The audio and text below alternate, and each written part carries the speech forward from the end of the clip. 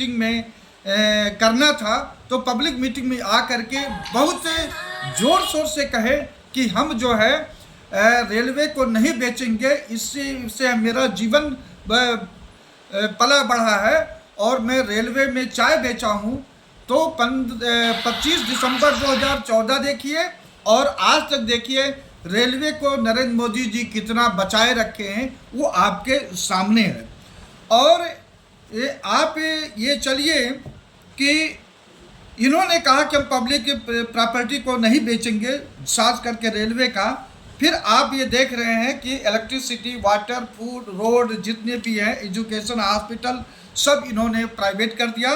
अब आप आइए 2020 का जो कोरोना काल का बजट था, उस समय जो वित्त मंत्री निर्मला सीतारमण जी थी, तो उन्होंने कहा कि जितने भी देश में सरकारी अस्पताल हैं वो PPP यानी 3P पब्लिक प्राइवेट पार्टनरशिप के माध्यम से चलाया जाएगा, यानी उसको प्राइवेट करने का इनका इरादा है। और ये शुरुआत भी कर चुके हैं, उसमें बहुत सारा चीज़ प्राइवेट कर दिया है, जो सफाई पाइए सब प्राइवेट के हाथों में कर दिए हैं। अब आइए रेल का, ये तेजस है, वंदे भारत है और बहुत सारी एक्सप्रेस ट्रेनें हैं, लगभग 252 एक्सप्रेस ट्रेनें को ये प्राइवेट कर चुके हैं और करने, अब जो बचा है उसको कर देंगे। इसी प्रकार 452 रेलवे प्लेटफार्म को ये प्राइवेट करने की इनकी योजना है, इसमें बहुत सारा प्राइवेट कर चुके हैं। अब आ जाइए कि हाई कोर्ट, सुप्रीम कोर्ट और देश के जो सरकारी यूनिवर्सिटी हैं उनके वाइस चांसलर, विदेशों में जो राजदूत हैं, इन पदों पर कौन लोग बैठे हुए हैं?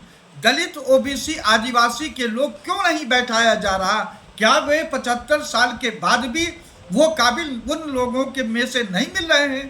तो नरेंद्र मोदी ये खुद वो कर रहे हैं। और आप देखिए भारत सरकार का जो PMO है, उसमें जो प्रिंसिपल सेक्रेटरी हैं 1947 से लेकर के आज तक जितने भी प्रिंसिपल सेक्रेटरी रहे हैं, सब 3 जातियों के लोग रहे हैं। दलित, ओबीसी, आदिवासी लोगों में क्यों नहीं प्रिंसिपल सेक्रेटरी बनाए? और बल्कि इनके टाइम पर नृपेंद्र मिश्रा 75 साल की उम्र में इनको रिटायर किए हैं, वो गुजरात से इनको लेकर आए थे।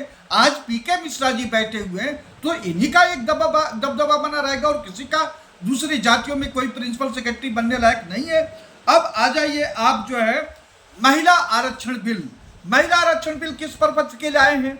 ये जान गए हैं कि दलित, ओबीसी, आदिवासी के लोग, इस बहुत बड़ी आबादी के लोग अब जो कब्जा किए हुए हैं उनको टक्कर दे रहे हैं। वो जान रहे हैं अगर महिला आरक्षण के माध्यम से हम इसको नहीं रोके तो इन लोगों का अस्तित्व खत्म हो जाएगा। इसलिए देश के जो विधायिका है, चाहे पार्लियामेंट हो या आपका विधानसभाओं में देश के हैं, उनमें 33% आरक्षण ला रहे हैं। लोक समाज पार्टी इसका विरोध की थी कि आप आरक्षण लाइए, 33 नहीं 50% दे दीजिए, लेकिन आप उसमें उसी में से दलित, आदिवासी और जो महिलाएं हैं, मुस्लिम महिलाएं हैं, उनको क्यों नहीं आरक्षण दे रहे, उसी में उनकी संख्या फिक्स कीजिए। लेकिन इसको आज तक ये नहीं किए। तो इनका इरादा ये है कि जो बहुत बड़ी आबादी है उनकी महिलाएं चूल्हा चक्की से बाहर नहीं निकली हैं और निकल भी गई हैं तो इनको टिकट नहीं देंगे, ये अपनी अपनी महिलाओं को देंगे। तो इनके लोग ही 181 में से 170 165 जीत के आ जाएंगे और 100 किसी दूसरी जगह से आ जाएंगे। तो सरकार इन्हीं 3-4 जातियों के बनाने का उद्देश्य से महिला आरक्षण बिल लाए हैं। अब आप चलिए, ये सरकार गवर्नमेंट ऑफ इंडिया के उसमें करीब 30 लाख पद, रेलवे में लगभग 10 लाख पद खाली है, बाकी जितने सेक्टर है उनको जोड़ लिया जाए तो लगभग 30 लाख सरकारी पद सेंट्रल गवर्नमेंट ऑफ इंडिया के अंडर में खाली रखे हैं। क्यों खाली रखे हैं? ये जानते हैं कि अगर हम नोटिफिकेशन से करेंगे तो 50% आरक्षण दलित, ओबीसी को चला जाएगा। इसलिए दलित, ओबीसी को आरक्षण ना मिले, नौकरी ना मिले सरकारी, इसलिए इसको खाली रखो, किस इरादा से कर रहे हैं। और आपका कोलिजियम सिस्टम है, कोलिजियम सिस्टम में 1993 से लागू हुआ है। और नरेंद्र मोदी जो 2015 में एक बजट लाए थे, बिल लाए थे, संशोधन किए, उसमें भी कोलिजियम व्यवस्था के एक प्रारूप था। तो हम लोग चाहते हैं कोलिजियम व्यवस्था में लिखित परीक्षा कराइए, जो पास हो हाई कोर्ट जज बने, लेकिन इनको ऐसा करना नहीं है। ये दलित ओबीसी को साइड में रखना चाहते हैं, इसलिए अपना ये कोलिजियम व्यवस्था बरकरार किए रखे हैं। और इसके बाद में अपना जो दूसरा बिल लाए थे, हालांकि सुप्रीम कोर्ट ने उसको अल्ट्रा वायरस घोषित कर दिया। अब आपका इनका है ये आयुष्मान योजना।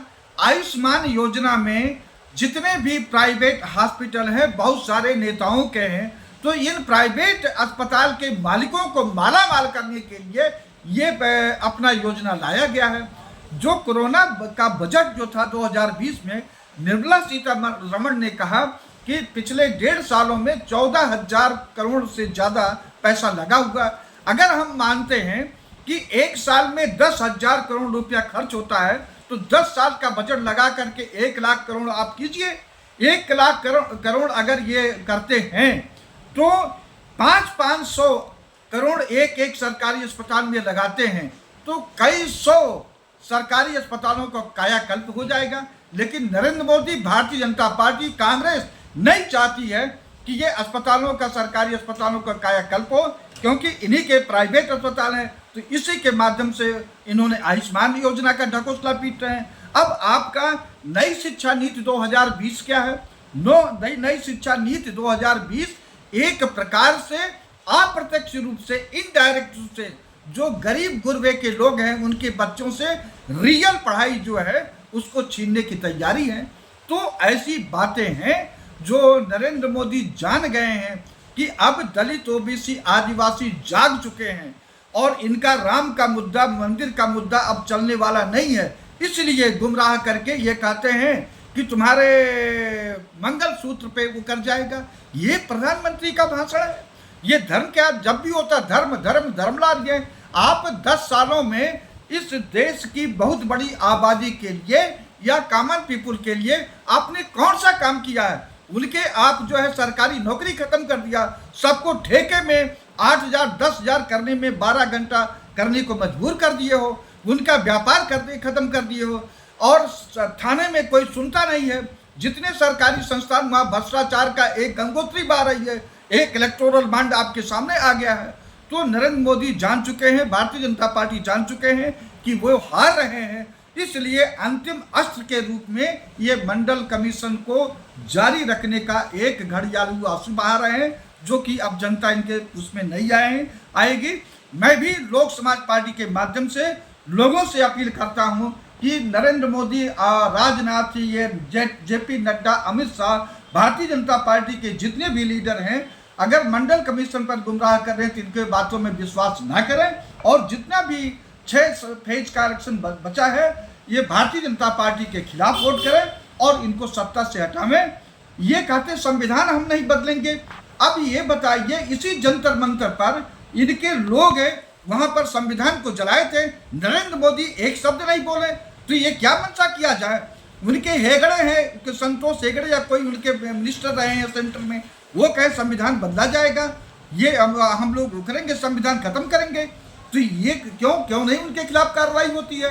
तो ये जान गए हैं। अब जनता को फिर से सबके सामने घड़ियालू आंसू बहा रहे हैं। लोक समाज पार्टी लोगों से अपील करती है कि प्रधानमंत्री की बातों का कोई तवज्जो ना दे, क्योंकि अगर थोड़ा मैं और कहना चाहता हूँ, आज जो आरक्षण खत्म हो गया है, इसके लिए समाजवादी पार्टी के मुलायम सिंह, स्वर्गीय मुलायम सिंह जिम्मेदार हैं, मायावती जिम्मेदार हैं, बिहार के आरजेडी के लोग जिम्मेदार हैं, और जो क्षेत्रीय पार्टियां हैं, जो अभी आपके ये स्वामीनाथ मौर्य भी जिम्मेदार हैं, ओम प्रकाश राजभर भी जिम्मेदार हैं, केशव प्रसाद मौर्य भी जिम्मेदार हैं। ये भारतीय जनता पार्टी में रसमलाई काट रहे हैं, लेकिन ये अपना हक के लिए, आम बहुत बड़ी आबादी के हक के लिए एक भी आवाज़ नहीं उठाए। तो ये सभी लोग जिम्मेदार हैं। लोक समाज पार्टी संविधान के माध्यम से जो जिसका हक है उसको देने के लिए वचनबद्ध है, और हम ये नहीं चाहेंगे कि किसी का हक खत्म हो, सबका हक बना रहे। और संविधान में लोक समाज पार्टी विश्वास करती है और फिर से अपील करती है कि किसी भी कीमत पर नरेंद्र मोदी और उनके लोगों के झांसे में मत आएं और सत्ता परिवर्तन के लिए एकदम जो 6 फेज बचा उसमें तैयार हैं। जय। बहुत बहुत शुक्रिया।